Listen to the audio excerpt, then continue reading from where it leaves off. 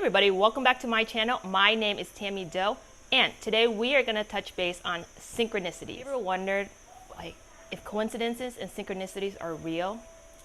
Like, you thought about something, a topic, a person, and you see them. That incident happens within a day or two, or maybe like right away. And for me, I always thought, okay, maybe it's just a coincidence. And one of my favorite books is called The Alchemist.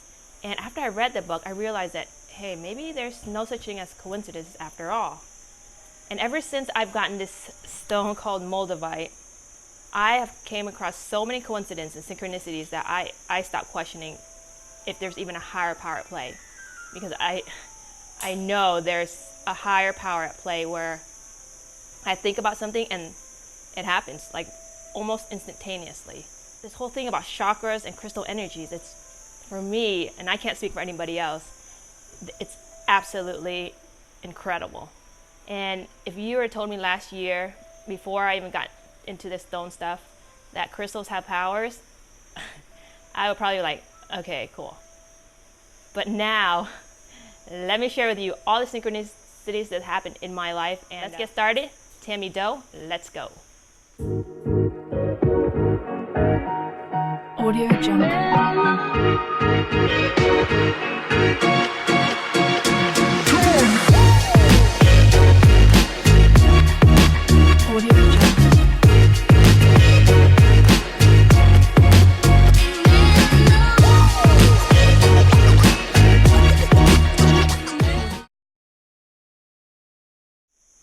If you haven't watched the first episode about water and the second episode about chakras, make sure you watch that. I'm going to put it in the bio below. It'll give you a foundation of what to expect when you work with crystal and stone energies. And it's very, very important that you understand the chakras and that our body is made of 70% water, and how all that correlates with, all this manifestation, synchronicities. So in my episode when I talked about Moldavite, the stone that changed my life, the first signs of synchronicities that blew me out of the waters is the deer. Ever since my accident with the deer and having the head-on collision, ever since I came to Vietnam, I see deers everywhere. And here are just a few examples of all the deers and the crazy, crazy synchronicities that happened since. My original intention of going to Vietnam was to bring the Moldavites to this famous priestess tomb and to pray with each individual stone. And this is what happened when I first got to Vietnam and I visited the site. So the first thing I see coming in, check this out. Is it not a bunch of deers? What is going on?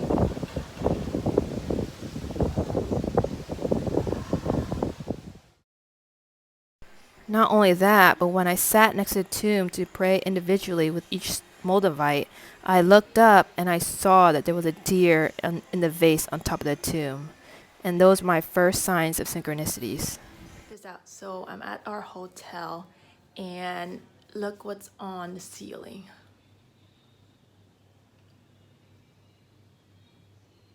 Do you see it?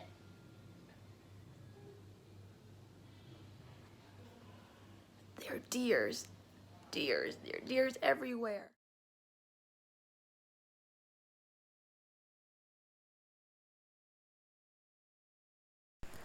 Ever since my accident, I've actually considered getting Eastern medicine treatment, and my aunt introduced me to this church in the countryside where they give out free acupunctures. And one thing about me, I love elderly people, and I also found out there were a nursing home for elderly people here. And I've learned ever since about learning about crystal energy and the power of prayers, and I also found out these nuns are vegetarian. So whenever you eat clean, your body vibrates at a higher frequency. So these nuns' prayers are a lot more powerful. And I made a YouTube video and I posted it, and it's like, hey, well, if anybody needs prayers in the US, please send me a photo and a birth date, and I can ask these nuns to pray for this person. And I end up raising $1,100 to buy, different necessity for this nursing home, because a lot of what they need is like diapers and food. And just the living condition in Vietnam is extremely poor. And I thought, okay, well, this is what I'm able and willing to do to help out these nuns. And I was just so moved and touched and how much people wanted to contribute to the power of prayers and helping out these nuns in Vietnam. This is a photo of me and the head nun there at the center at the church, and she is just like the sweetest thing. And just getting my acupuncture treatment there, I just felt so blessed. And when I went to the front yard of the church, look what I saw.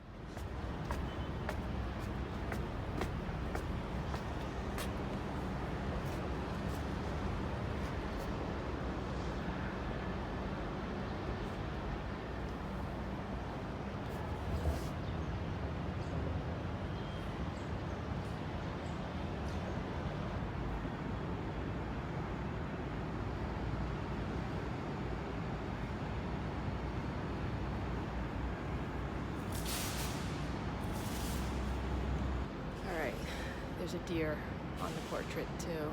Check this out.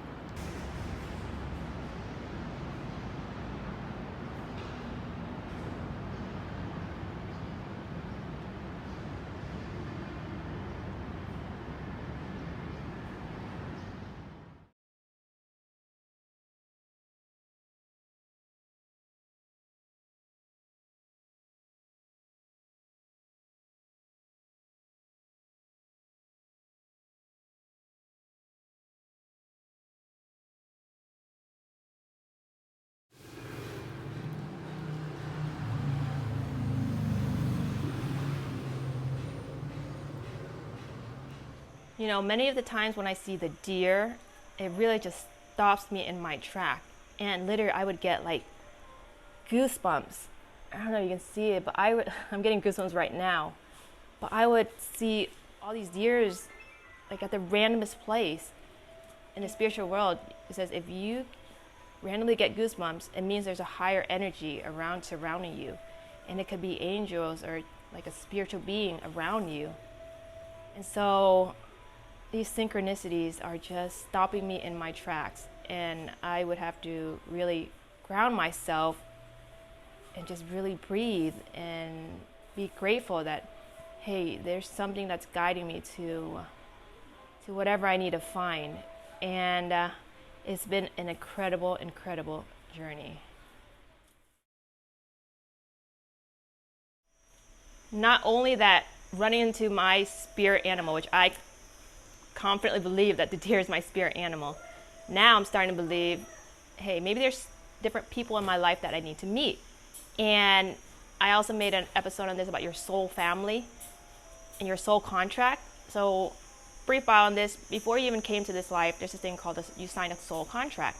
And your soul family is the people you're supposed to meet in this lifetime to really, merge back with them and like help each other.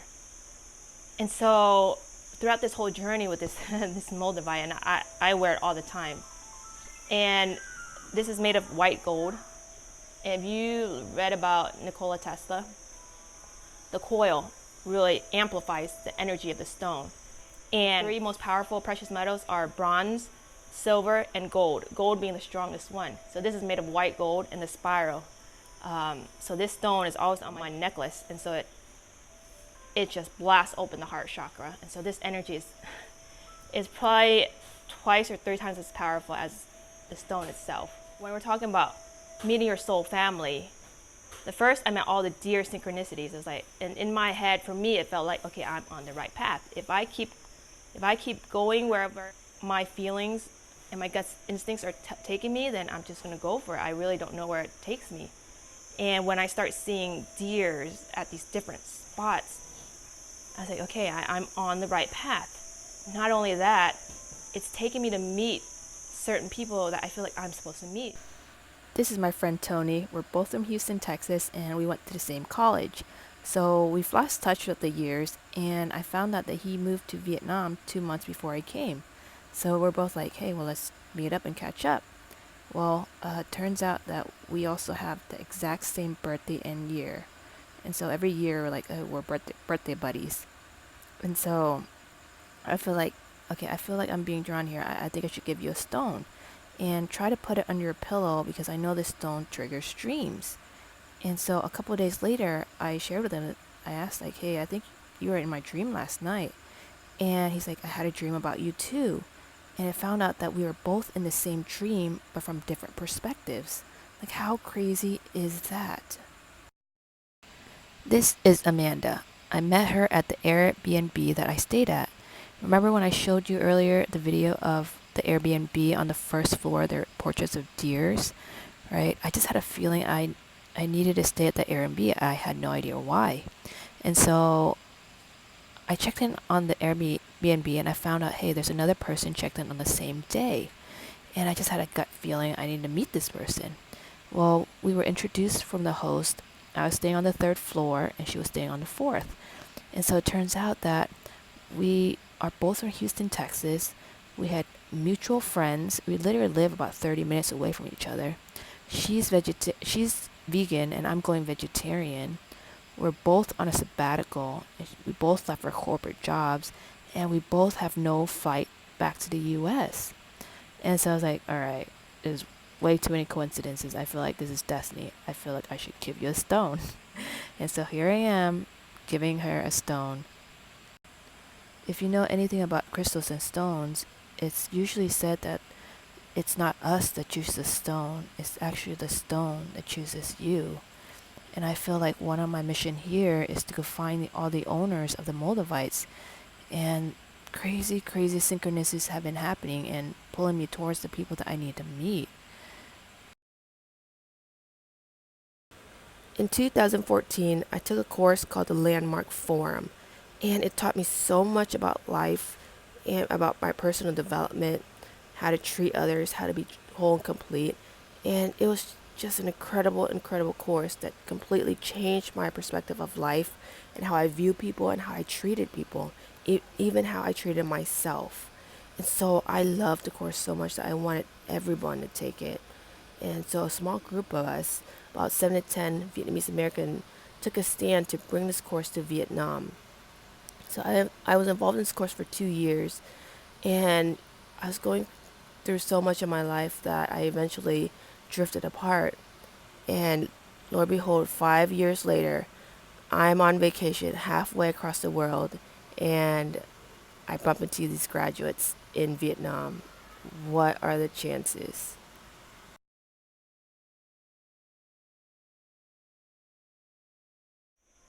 So many of the times you're probably curious, like, Tammy, how do you know if you're on the right track? And for me, that question comes up for me a lot of times too, where I'm thinking, man, I hope this is the right path. And so a lot of times I would have to meditate and just really get realigned with myself and get grounded on, should I make this decision? Should I go down this path? And I was only supposed to go to Vietnam for 2 weeks. I booked a round trip ticket, and the week that I was supposed to come back, I had to cancel my ticket. It's already twice already that I tried to come back to the States and I was stopped. And I feel like, okay, there's something here that I need to discover before I can even come back to the US. And if I'm already gone this far, I'm just gonna go full out. And I wanna share with everybody that's watching this video, these are just my personal experience. And I'm not really here to tell you what to believe or what not to believe in. If the message resonates with you, consider that there's something within you that's trying to get your attention, right? No matter what anybody says out there, whatever your belief is, for me, it's like, it's your decision, your life. If something resonates with you, then listen to it. And I know not everyone's going to resonate with my message, and that's okay too. But for those who feel like, hey, maybe Tammy's onto something, then I hope you would trust me along this path and hear and support me through my experience and listen to my stories, listen to my shares. And I hope that you can connect the dots yourself and come to your own conclusion on what to believe and what not to believe. Because for me, I think religion separates more than it connects us. And once you open up your third eye chakra, you're gonna start seeing that we're all connected.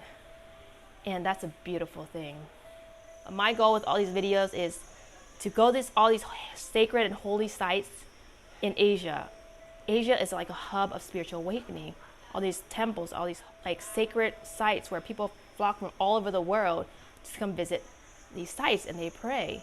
And usually when people are coming to pray, they're asking for like, help with career, like if they're hitting rock bottom, if they need help with a terminal illness.